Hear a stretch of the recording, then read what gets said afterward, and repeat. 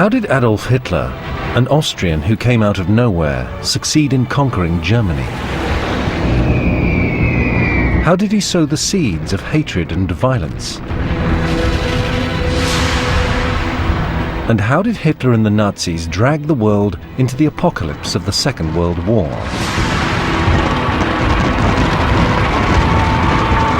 To tell this story, the best footage of the rise of Adolf Hitler has been painstakingly transformed using digital techniques into color. To ask the question, how was the Hitler phenomenon possible?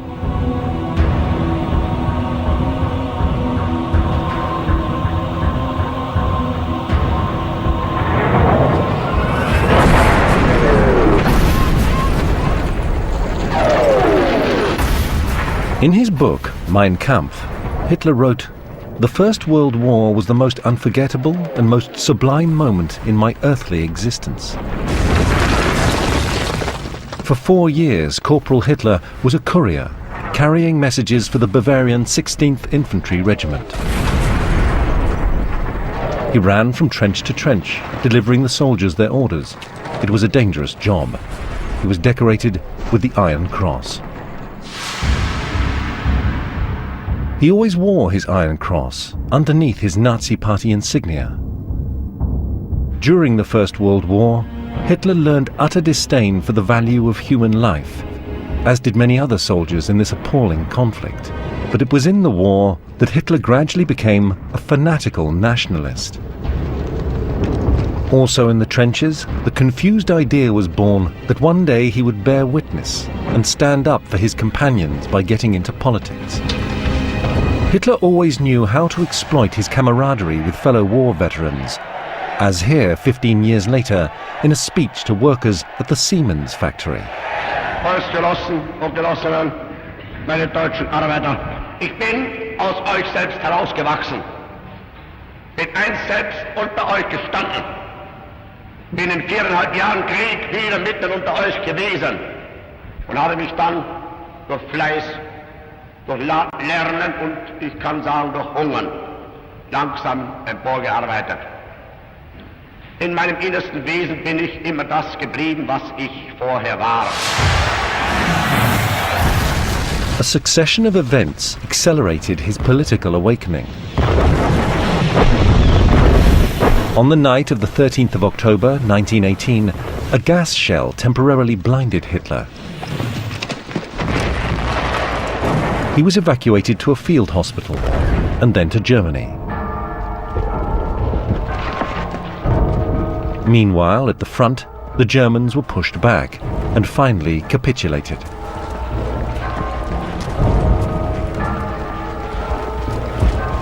The German army retreated in good military order with its weapons intact.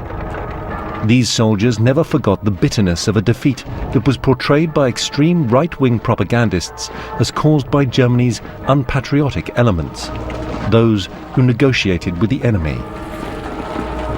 It was then that an event occurred in Hitler's life that he always considered a turning point.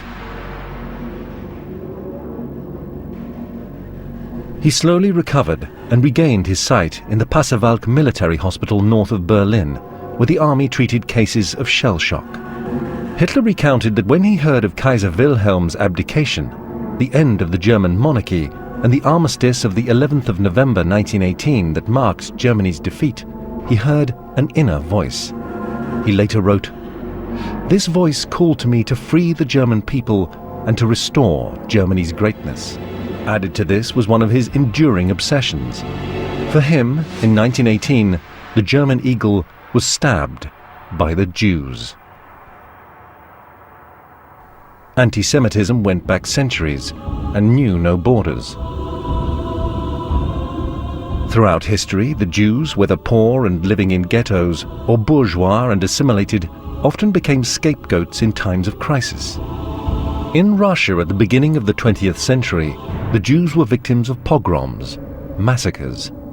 Many who fled the persecution settled in Germany.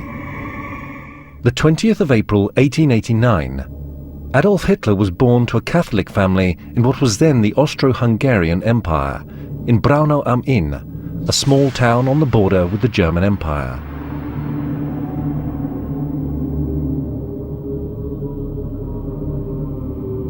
His father was a customs officer. A widower, he remarried his much younger cousin. During Hitler's early childhood, the family moved often as his father's workplace moved up and down the border.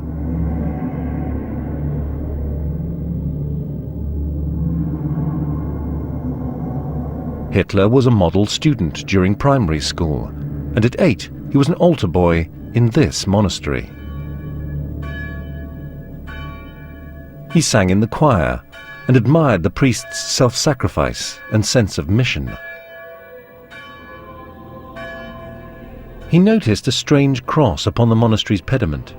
It prefigured the swastika, which later became the Nazi emblem. Hitler always remembered the monastery's cross, as if it were a portent of his destiny. Later, Hitler would create a myth around the youth of Germany, all part of the mystique of the master race. Unseren Augen, da muss der deutsche Junge der Zukunft schlank und rank sein. Links wie Windhunde, Zähne leer und hart wie Kruppstahl. Wir sind entschlossen, ein neues Geschlecht heranzuziehen. Growing up, Hitler did not correspond to this ideal. He returned to this Austrian landscape at important moments in his career like this one, a few weeks before his invasion of Poland and the beginning of the Second World War.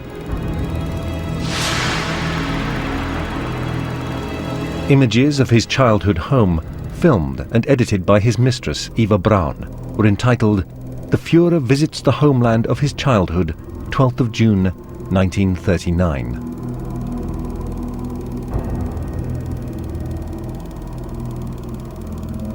He stops to place flowers on his parents' graves, as was the custom. He bore no resentment towards his father, a strict disciplinarian who drank heavily. But his mother, who died from cancer at age 47, was the only person Hitler ever really loved. She pampered him enormously, and even in his bunker during his final hours, Hitler carried her portrait with him.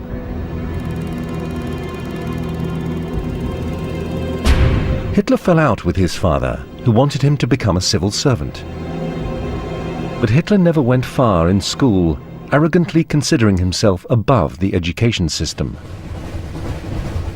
At 19, after his mother's death, he left for Vienna. Politics was a long way from his mind as he dreamed of attending the Beaux Arts Academy. Thanks to his modest inheritance, he was able to live the bohemian artist's life. Vienna, at this time, was one of Europe's intellectual centers.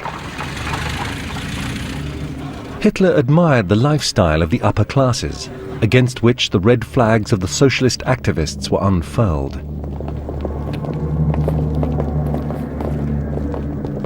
Having left his home province, he discovered the many different communities living in the Austro-Hungarian capital: Czechs, Poles, Italians, Croatians, and Jews. He later wrote, "It appeared to me like the incarnation of racial profanation."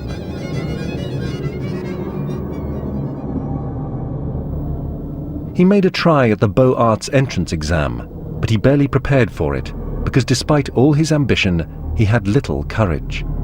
He failed. The period that followed was a difficult one. He lived in a boarding house for men, and survived by copying postcards for tourists.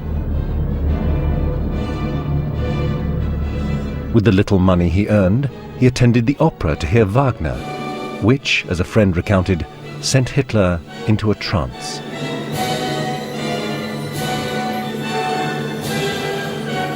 Hitler, whose everyday life was mediocre at best, dreamt of these heroes of Germanic legend. One of his favorite operas was Rienzi, in which a young warrior takes on the mission of saving his people.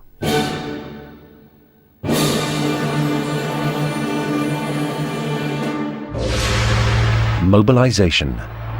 Hitler was 25, and the declaration of war in 1914 transformed the life of the failed artist. Earlier, to escape military service, he had fled Austria.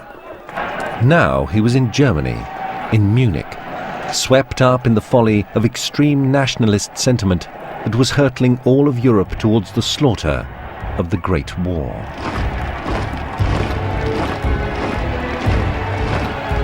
Hitler has been identified in the midst of this crowd, enthusiastically welcoming the declaration of war. This photo reappeared opportunely during the 1932 election campaign. The Nazis made sure it was widely viewed. Their adversaries denounced it as a fake. But one thing is certain. Hitler fought in the Great War, and the war was to transform him.